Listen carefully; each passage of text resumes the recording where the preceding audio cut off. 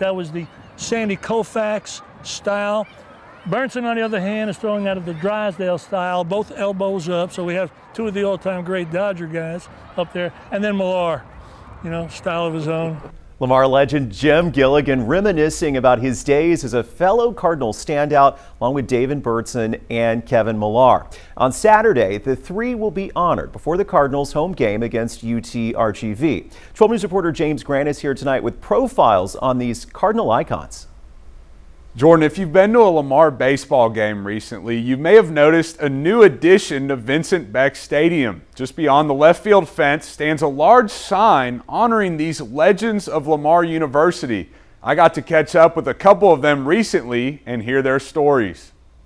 It's hard to think of Lamar baseball without thinking of former Cardinals Jim Gilligan, David Burnson, and Kevin Millar. They all came from different backgrounds but share the same love for the team in red and white. Gilligan, originally from Long Island, played in Lamar's inaugural baseball season in 1967. Went off and played a little pro ball, and then I came back. Gilligan would return to Lamar as a grad assistant in 1969 before going on to be the head coach for over 40 years. More than 1,300 wins, 12 conference titles, and 12 NCAA regional appearances later, Gilligan hung up his cleats in 2016. We've been very blessed with having great players over the years. That's 81 Major League draft picks to be exact. Gilligan says one of his favorite things about his time at the helm was seeing kids develop, both at Lamar and in professional baseball. You take a guy like Kevin Millar, the most coachable guy I've ever had, and I've had great players, but the most coachable. You told him one time it was done. You didn't have to revisit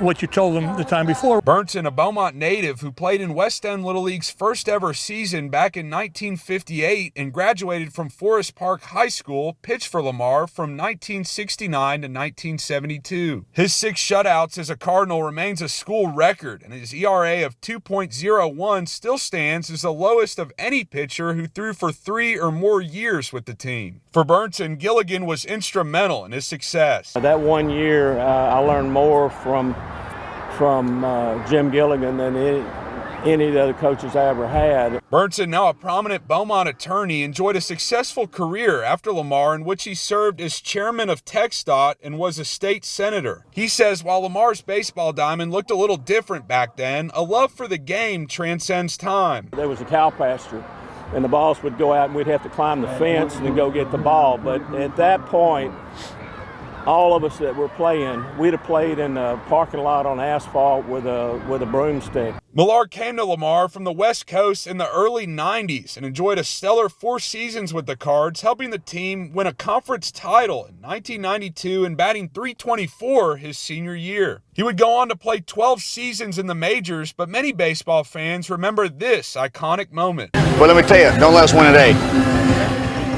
Okay. Then we got PD tomorrow. And we got Shield Game 6.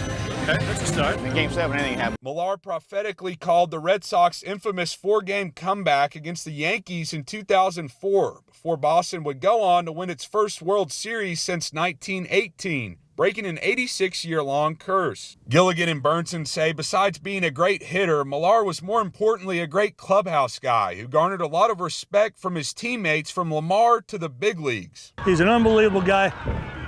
One of the most popular guys that has ever played the game.